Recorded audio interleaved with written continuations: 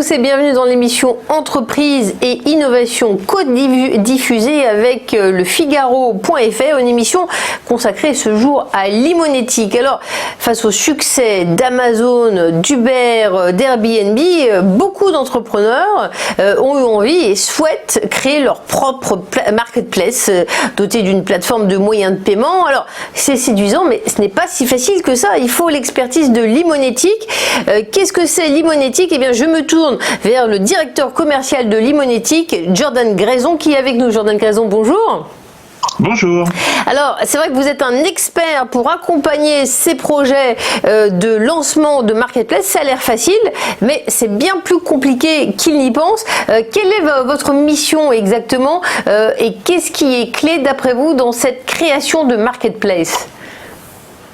Alors, la mission de l'imonétique, c'est de permettre à tous les entrepreneurs de pouvoir lancer leur place de marché et de faire de prendre toute la complexité qui est liée en fait à la gestion des paiements. Aujourd'hui, quand on veut lancer une place de marché, on se retrouve très rapidement, ramené à la réalité par la complexité qu'est le paiement. Dans une place de marché, qu'on soit dans une cinématique pour le grand public, donc pour les consommateurs, ou même pour du commerce entre entreprises. Donc nous, l'imonétique, on permet donc à ces places de marché de pouvoir simplifier la gestion des paiements et surtout que ça ne devienne pas un problème pour eux et qu'ils ne commencent pas à se gratter la tête. D'autant plus que rassembler des producteurs sur une plateforme, sur le papier, ça a l'air facile, mais il y a des responsabilités en jeu, juridiques, financière. L'autorité de contrôle prudentiel et de résolution, par exemple, elle veut s'assurer que les acteurs qui encaissent de l'argent qui ne leur appartient pas respectent très précisément certaines règles. Donc, vous devez leur apporter des conseils précieux à ces créateurs de marketplace. Exactement.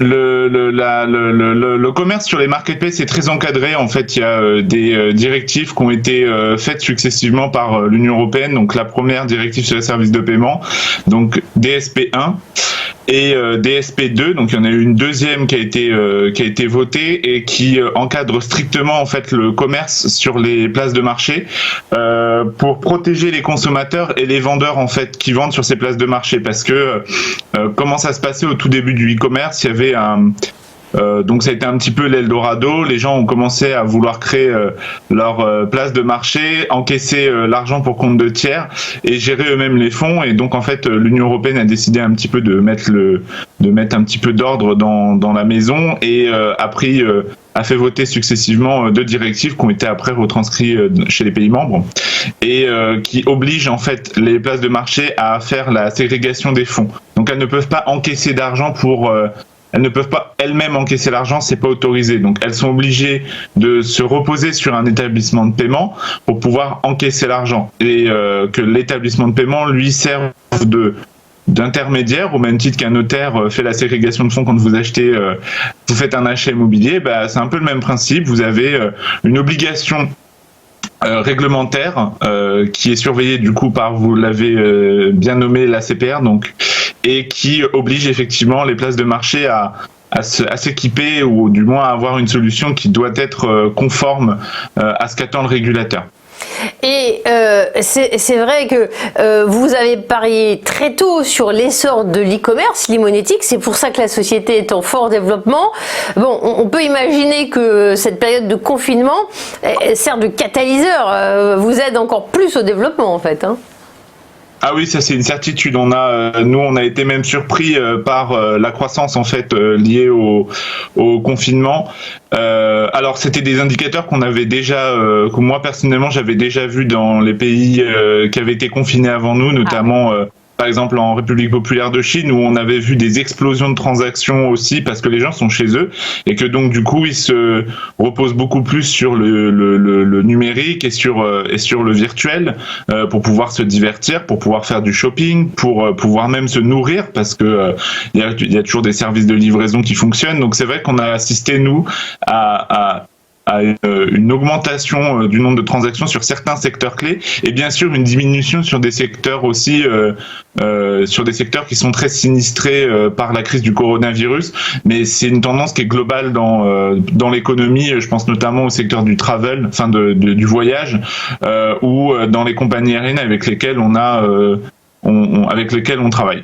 Est-ce que vous pourriez nous citer justement quelques coopérations que vous avez avec des entreprises? Je pense qu'on va encore mieux visualiser votre activité. J'ai vu que Sodexo a retenu Limonetic, bel appel d'offres. Comment ça se passe, votre coopération avec eux? Alors, on a été sélectionné par Sodexo pour pouvoir faire l'acceptation en fait du pass restaurant. Vous savez, la petite carte que vous utilisez tous les jours pour manger. Ouais. En fait, du coup, le gros sujet pour Sodexo, c'était de pouvoir permettre à leurs utilisateurs de payer en ligne, ce qui était pas vraiment le cas aujourd'hui. On pouvait effectivement payer en terminal, donc vous vous rendiez chez votre restaurateur et ça fonctionnait. Mais en fait, Sodexo voulait aller plus loin et permettre le paiement en ligne, et notamment sur la plateforme Deliveroo, qui est quand même une des plus grosses plateformes de livraison aujourd'hui en France, et qui est présente partout dans toutes les villes françaises.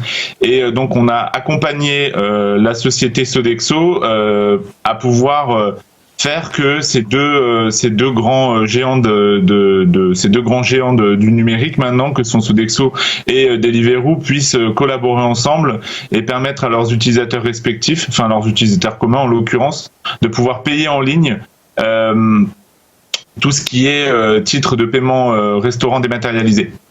Et ce qui est bien, c'est que vous travaillez dans absolument tous les secteurs. On a parlé de la restauration collective, on pourrait parler du bricolage. Comment se traduit votre présence dans ce secteur ? Oui, c'est assez insolite parce que le e-commerce recoupe plusieurs réalités. Et oui, effectivement, on collabore aussi avec des sociétés comme ManoMano, dont on voit maintenant les spots à la télé, qui est une marketplace qui vend des produits de bricolage et qui utilise en fait la connectivité Limonetic pour pouvoir accepter des paiements en 3 fois avec Onebank, donc qui est un des leaders français du paiement en plusieurs fois pour les consommateurs. Alors que représente Limonetic, si on parle un moment de vous, en termes de transactions, de moyens de paiement? Ça a explosé, alors ça donne quel ordre de grandeur? Alors aujourd'hui, Limonetic, on est fier de pouvoir annoncer avoir passé le milliard d'euros de transactions, et de pouvoir proposer dans notre plateforme plus de 185 moyens de paiement internationaux et français. Donc l'entreprise est en croissance exponentielle depuis 3 ans. Donc du coup on compte pas s'arrêter là, et nous avons entamé l'internationalisation du produit avec pour ambition de pouvoir atteindre rapidement doubler ou tripler le volume de transactions. Est-ce que vous auriez un petit conseil utile avant de lancer sa marketplace? Ça donne envie quand on vous écoute, mais vaut mieux pas le faire tout seul, hein. Ouais. Le conseil que je pourrais donner aux entrepreneurs qui veulent se lancer sur le projet, c'est de jamais considérer le paiement comme un parent pauvre entre guillemets dans la marketplace, parce que même si c'est le dernier maillon de la chaîne pour vos clients dans l'expérience d'achat et dans l'expérience utilisateur, c'est souvent celui qui est un peu négligé.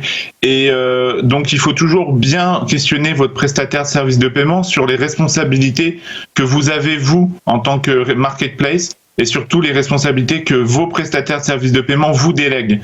C'est très important de questionner ce prestataire sur les responsabilités qui vous incombent et sur les choses qui vont devoir être mises en place d'un point de vue comptable ou financier, parce qu'on n'est pas tous on n'est pas tous du sérail, on n'est pas tous du paiement, donc il faut bien comprendre avant de s'engager. Ça demande une vraie expertise, et c'est vrai que Limonetic propose à la fois une plateforme de solutions de paiement en ligne qui répond aux besoins des e-commerçants, des marketplaces, des émetteurs de paiement, des prestataires de services de paiement. Donc vous conjuguez toutes les expertises nécessaires, ce qui explique ce développement extraordinaire, hein. On retient un nombre de transactions qui dépasse le milliard pour une société qui était il y a encore peu de temps une start-up. Je vous remercie, Jordan Grayson, vous êtes le directeur commercial de Limonetic, et merci de nous avoir éclairé sur ce développement à grande vitesse de Limonetic, un grand acteur des marketplaces et de la création de marketplaces, des places de marché. Merci de nous avoir suivis.